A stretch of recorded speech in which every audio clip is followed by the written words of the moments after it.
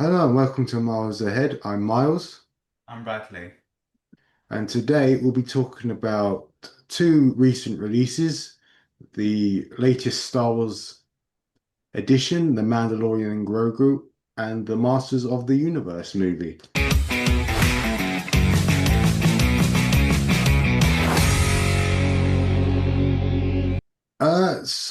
I guess first things first, let's start with the Mandalorian and Grogu, the latest Star Wars addition to the Star Wars franchise.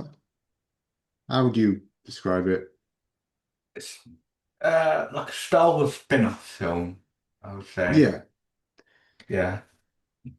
Yeah, so it's essentially a sort of an extension to the Mandalorian series that can be found on Disney Plus. And yeah, so I think a little bit of context, there were scripts for a season four that supposedly finished, and then the writers' strike of 2023 happened. And if everyone remembers that, that was there for quite a while. And obviously, somewhere along the way, this decided to be turned into a movie. And here we go. It's now released in theaters. And overall, I think it's good. It's an enjoyable movie. I think in terms of it's very safe. I think it's not like the worst Star Wars film, although I'm sure some people will say it might be. And it's not the best Star Wars film.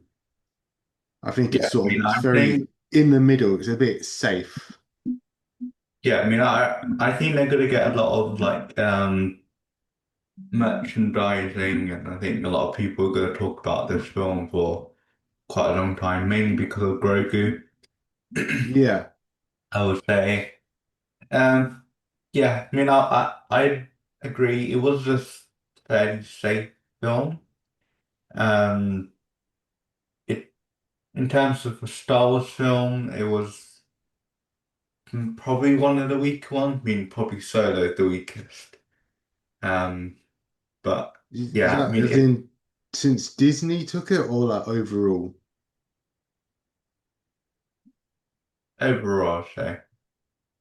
I mean, even the original trilogies and stuff are still fairly high Hmm. regarded, I would say. But yeah, I mean, of all the sort of even when it came the mainline Star Wars came back for another three films. I mean, it wasn't the best set of films, but it wasn't the worst. Yeah. Well, I guess so. This is sort of it's come at an interesting time where Star Wars is sort of now sort of going back into the films.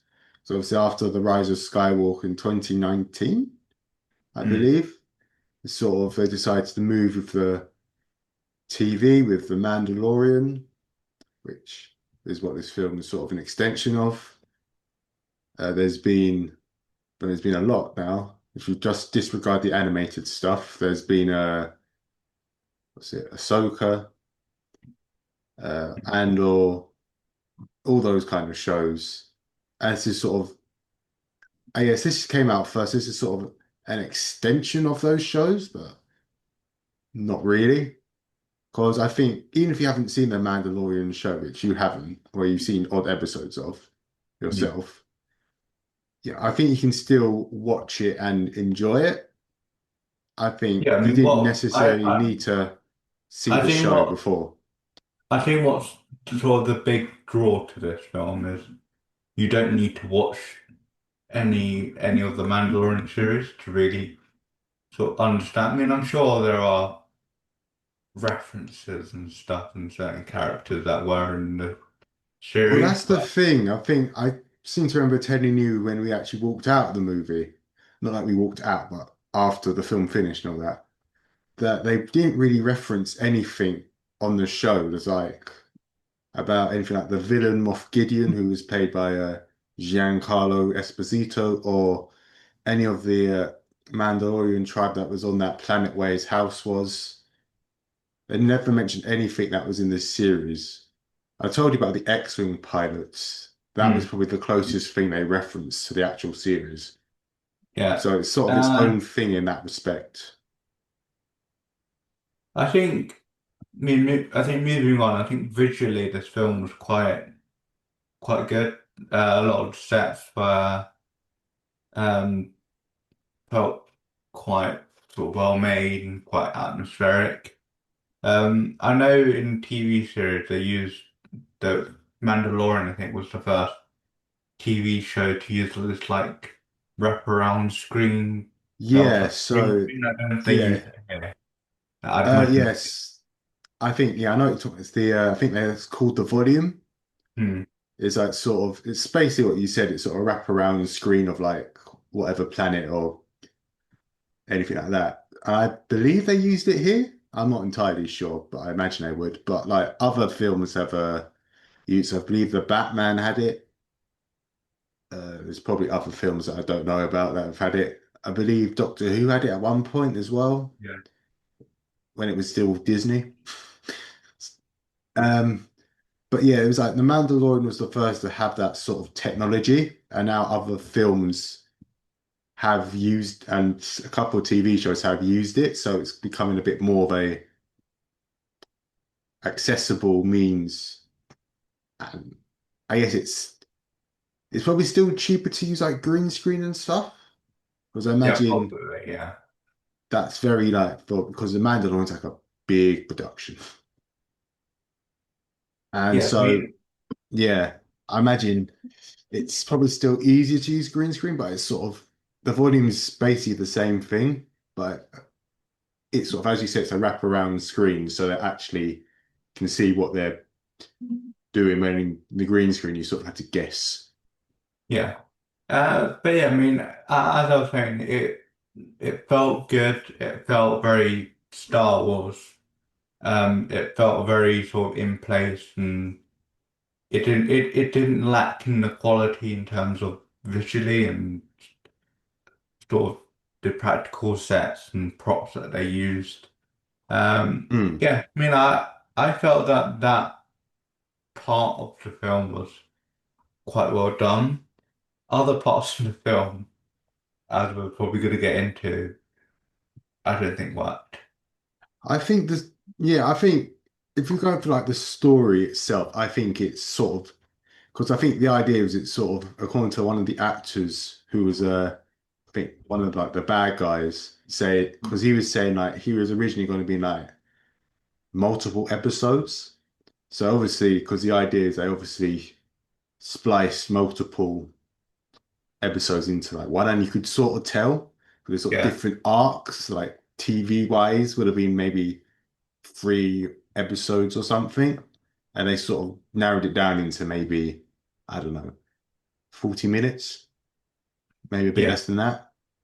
yeah. I mean, it felt like a cramped film, I and think there they was did it well enough that it wasn't like, yeah. I mean, it was well enough that it followed on, and it was sort of somewhat cohesive. But hmm, there were definitely some things that weren't necessarily explained or didn't have an outcome, but it felt a bit sort of they set it up and then nothing happened basically, and it just felt a bit sort of okay.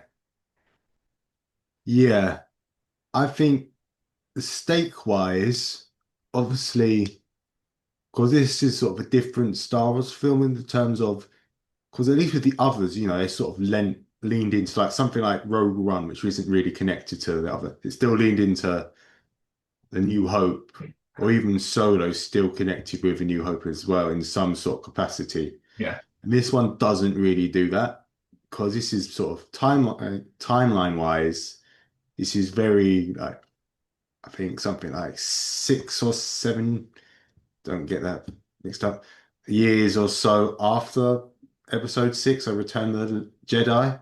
And have I think what it's a 30-year gap between that and The Force Awakens. So it's like what, 26 years mm, before that. So it's sort of in that between bit. Because before in the last season, The Mandalorian, they sort of made it a bit more, tied it a bit more into the sequel. So they had like the Praetorian Guards, if you remember the Red Guards who lasted like Yeah. 30 seconds in the last Jedi. They had those for like 2 episodes. So they've sort of, I think the idea was that they were going to eventually lead into how the Empire sort of gone into the First Order, but they haven't really done that properly yet. And I don't know if they will at Mm. some point. But yeah, I think in terms of the stakes, I think because obviously it's a smaller thing, because it's at the end of the day, a Mandalorian is a side story Yeah. that may be connected to a bigger thing. And this sort of film is the same thing. It's like it's a side story. The main villains are the Hutt twins who had like 2 episodes in a Boba Fett spin-off. And that was it. I don't know if you've seen it, but there's been a lot of like complaints about them speaking like English. Because obviously, if you've seen the Star Wars films, they're always Yeah. speaking Huttese, so they'd be like speaking gibberish or whatever. I mean, and in this one, they talk English, not all the time, but especially like Rotter the Hutt, who was voiced by Jeremy Allen White of the Bear, I believe. He's for the most of the film, I think he speaks English, and because obviously, I don't want to talk too much about it, but like the Clone Wars, they had a couple of Hutts that spoke plain English, so it wasn't that weird. But obviously, as a casual who might have seen the Star Wars movies and seen like Jabba the Hutt speaking whatever language, and then for some reason they shift to English, it's a bit weird. Yeah, I mean, I suppose it's sort of, yeah, I mean, like continuity wise, maybe is a bit sort of off, but I don't think it necessarily pulled anything away from the film Hmm. itself. Um, and then sort of mix and match, so it's not too much sort of read because the subtitles might take away from you watching the film because you're focusing on the words. Hmm. And I mean, obviously, there are people out there who rely on subtitles, but in particular scenes where they are talking a different language, it takes away from the film because you have to read what they're saying, which is why often there's a mixed match in films. And I think in this case, yeah, they talk more English, but I think it didn't really distract from anything because we know they can talk English. Hmm. Yeah, I guess I really wanted to know your opinion on that because obviously you haven't really seen much of the expanded stuff in terms of Star Wars, so I thought it might be a bit out of the blue. But yeah, I think the film's fine. It works as a sort of side story. The stakes aren't that high in terms of the grand scheme of things. Yeah, I mean it's a good film. It's a bit muddled in Hmm. places. I think there are certain side characters that are fairly forgettable. Yeah, I think yeah, Sigourney Weaver's character is surprisingly misused. yeah. Zeb I mean, from I, the I, the series Rebels I think he's fine, but he's not there for that much. So it's like, why did you bring him in? yeah. I mean, I think this sort of suffered from sort of. I mean, obviously this is meant to be another season, not a film Yeah. So I originally. think, So I think it sort of suffered from having all these ideas and then suddenly we can't do that. How are we going to do it differently? yeah, I And I think think that's it sort of, suffered from too many ideas yeah, in one being film. merged together.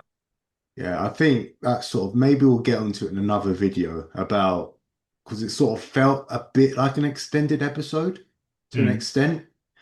And I guess we could talk about like TV shows that have had movies, or I guess vice versa.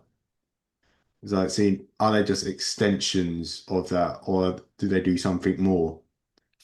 Yes. So what do you think is next? Do you think there's going to be another? I mean, there has to be another film, right? Well, I believe the next Star Wars film that's at least being made at the moment is Starfighter, the one with Ryan Gosling. And well, there's meant to, well, as far as I know, in terms of what's meant to happen, there's meant to be a prequel to the Jedi film, which I don't even know if it's even in some sort of state, apart from its announcement. And the Rey sequel movie that's meant to be based like something like 10 years or so after The Rise of Skywalker, but I have no idea when that will come out. In terms of Mandalorian and Grogu. Oh, I have no idea. Well, I imagine because I thought they were going to kill Mando off because obviously Pedro Pascal's he's a bit of a busy man now. He's obviously because he's got Doomsday coming Yeah. out as well, and I have a feeling he'll be in Secret Wars.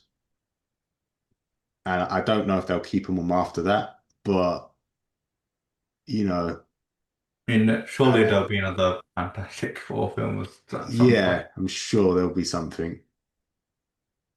But I guess in terms of because I think the idea was to sort of have a crossover movie with the TV shows. So like with Ahsoka, this with Ahsoka sort of teased at this big villain who might be the villain for the film. Hmm. And I guess this is sort of a gateway to test if people want to see that.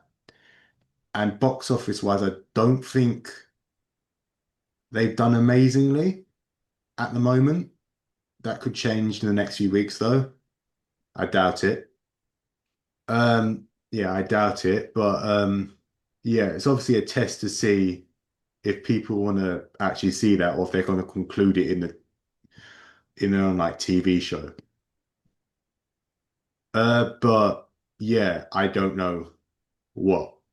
The only film I know is coming out is Starfighter, and I believe Ahsoka's out next year, the TV show, so the next season. But yeah, that's all I really know.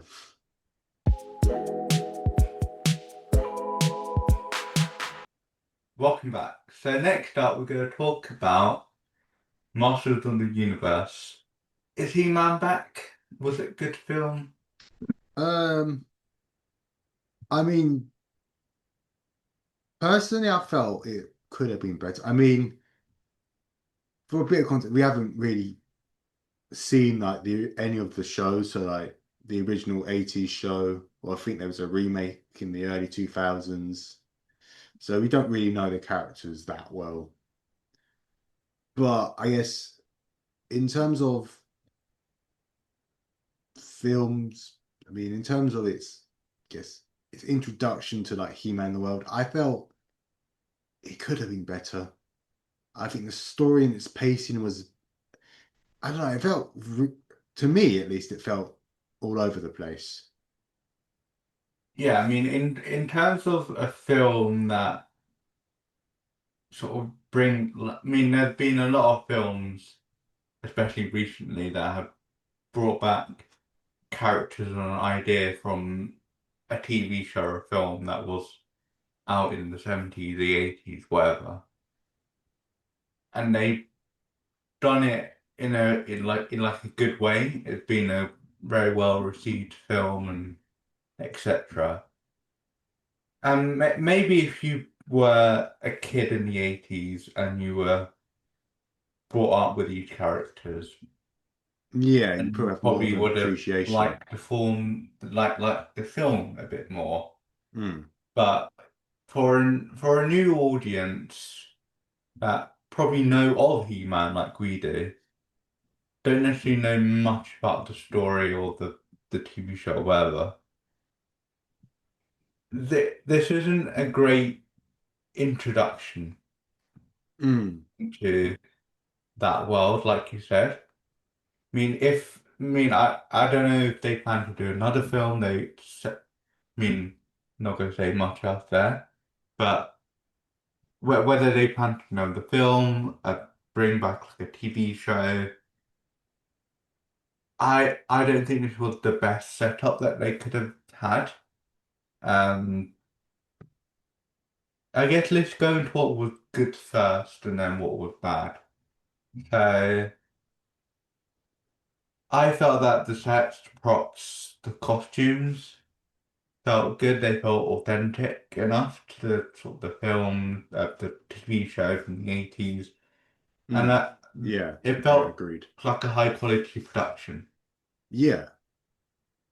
Yeah, no, I agree. I think, yeah, I agree. I mean, I agree that all the costumes and stuff, they embrace that sort of campiness to it. Hmm. Um, I think, yeah, the world for the most part, like when it gets to Eternia and all that, I think it's well designed enough. Hmm. You know, it looks impressive, it looks grand, it looks all this like fairy tale-esque kind of thing, which is obviously what it's based on. You know, I think it's done well. And I quite like story wise, I quite like the idea that like most of the names, like what Ram Man, Fisto, like done by Adam, and he was like lost on Earth for like since he was 10 or something, and he's like sort of a way to remember them. And I think that's obviously quite a good way of sort of saying because some of the names are a bit ridiculous. I mean, Yeah. so it's like sort of trying to it's not making maybe fun of it, but sort of try and explain it in a sort of more grounded sort of way. That makes sense.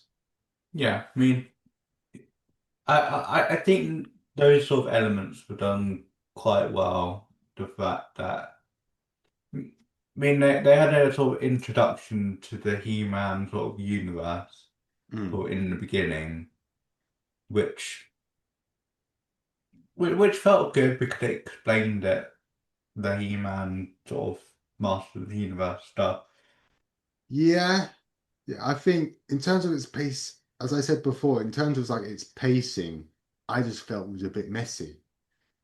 I felt it sort of tried to rush over everything a bit too fast. Hmm. It's like it'd have been interesting to see like Adam's more time on Earth to see like how he like done it because they reference stuff like him at school stuff. I'm not saying go through his whole life.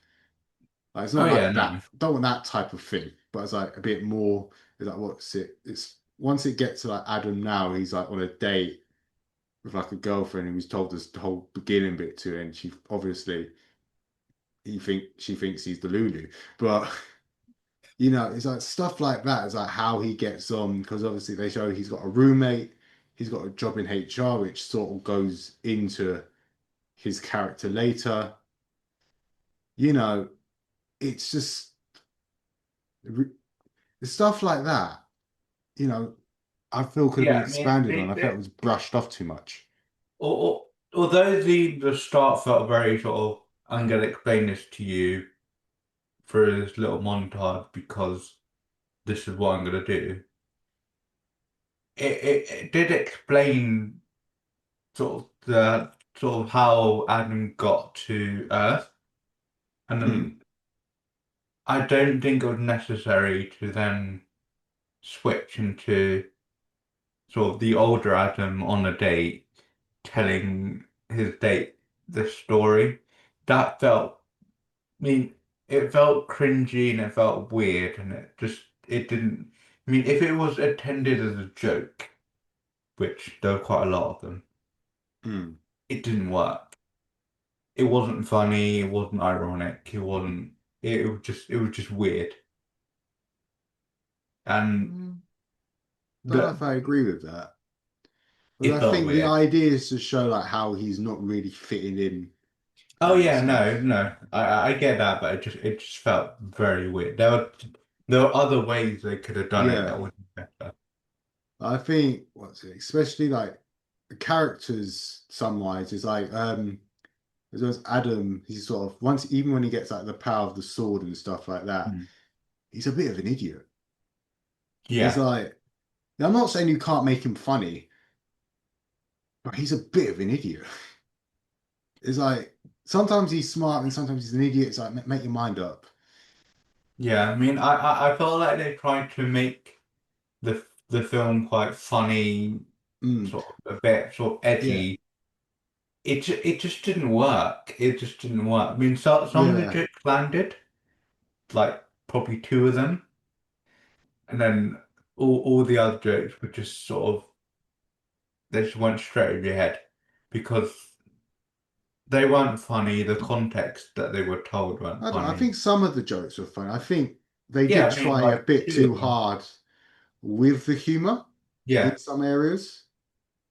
I think there was some stuff that were a bit funny just because it looked ridiculous. It's like there's that scene near the end of the movie where Skeletor's in like a gym get up and he yeah, looks ridiculous. It's something like that. It's like because you got to admit they sort of lent a bit more into the ridiculousness of some of the looks. So like what's it? One of them was called Trap Jaw, who had like a metal jaw, yeah. and it's like he looks ridiculous. Yeah, I mean, as I said, like if you're used to the characters Yeah, you probably from the appreciate it 80s a bit more. version, It's then like you probably might find it a bit more funnier, a bit more mm, sort of used to what you watched as a kid. yeah, But I for a think new audience going into it mm, who may know a little bit about Human, Master Universe, who maybe you don't, it just didn't work. I think the writing was a bit off. Yeah, I mean the writing was off. It didn't really work. They didn't really expand much of the characters either. Um, yeah. there wasn't much direction either. I think, yeah, I mean, in terms of because Travis Knight directed this, who also directed Bumblebee, which I Hmm. think's probably the best Transformers movie. Bearing in mind, I haven't seen the last two that came out, which at least I suppose one's good, but I don't know if we'll get a sequel or anything like that. And yeah, I just felt direction-wise, I sort of agree. It's like it's a bit off in terms of like its characters, the pacing. I mean, it's like the characters, as I said, Adam's very mixed. I mean, I get he's new at this, so Yeah, I get he's going to be there's some bits where he's going to look like a fumbling idiot, but then it's just like there's yeah. stuff I mean, like it's like he's a fumbling idiot at one point in one yeah, scene, and then in like a few seconds later in the same scene, he's an absolute moron. yeah, And it's like, are you a genius or are you a moron? mm, Like, choose which yeah, one you're choose going on, to be, and if you're going to switch, do it in a way that makes it seamless, hmm not in a way that is sort of, oh, he has this great plan and then he's an idiot. Like yeah, it just doesn't work. I just felt like there was a lot of missed opportunity with this, and it just didn't felt cohesive in any way. yeah. I don't know if I say it's that cohesive, but yeah, I guess some of the characters, some of them are like better than others. Like Tila, played by Camila Mendes of I believe Riverdale. Hmm. She did quite well. I think Idris Elba as Duncan or the Man at Arms. I think Oh, he maybe was it's good. just his character because I understood what they were going for, Yeah, but he just felt like he was really wasted. And it's like what's it, Jared Leto, who in terms of stuff like this, he's not the greatest at, but as Skeletor, you know, he did all right. I mean, it's very basic. His voice is sort of a very deep, mysterious, evil. When like if you see like the clips from the original series, Skeletor's like sort of because they go into he's scary, but he looks ridiculous. So Hmm. there's bit where he just swears at people or just makes one-liners. And I sort of do it in the film where he like there's bits where he sort of insults everyone. Or there's Yeah, that bit where he says to Evil Lynn, who's played by Alison Brie, who also does a good job as the character. It's like he calls her like you incompetent woman and starts running at her, stuff like that. It's just like there's bits where it just they sort of go into the silliness of it, but they yeah, could have done more of it. I felt they were sort of trying to hold back, which is yeah. I mean, ridiculous I feel because the like if whole you're gonna thing do an is 80s thing, ridiculous. you have to lean right into it rather Yeah, than brush over it. And I felt like that's where this film suffered a lot because it didn't lean into it. It went over the top. yeah, yeah. No, I agree. I think. I mean, I guess if we want to, I guess conclude both films overall, I think they're fine as themselves. I think one's better than the other personally, Yeah. but they could have been more. Especially like the I, Mandalorian Grogu being like the first Star Wars film in a while. Yeah, it could have been more. I felt like they both had missed opportunities. I felt like Mandalorian and Grogu could have done more Mm. and maybe linked more with Star Wars and what they were trying to do. And I felt like Master of the Universe, if you're gonna do 80s camp, do 80s camp. Yeah, Don't brush over the top of that. yeah. Well, I mean, obviously, Master of the Universe, if you stay around, it does tease a sequel, which could happen. Yeah. I definitely won't deny it, but I guess we'll have to wait and see, really. And that's all we've got time for. Thank you for listening to Miles Ahead and catch you next time.